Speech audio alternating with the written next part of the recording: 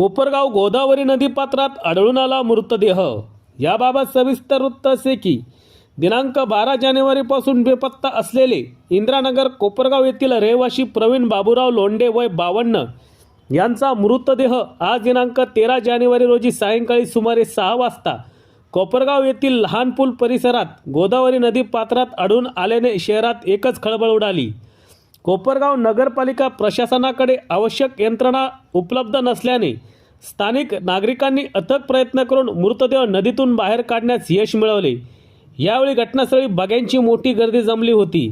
दरम्यान लोंढे बेपत्ता असल्याची तक्रार काल दिनांक 12 जानेवारी रोजी कोपरगाव शहर पोलीस ठाण्यात दाखल करण्यात आली होती।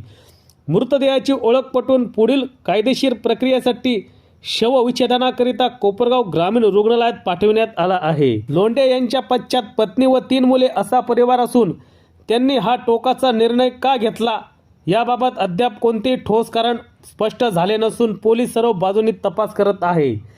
सत्य एक्सप्रेस न्यूजसाठी रवींद्र जगताप, कोपरगाव।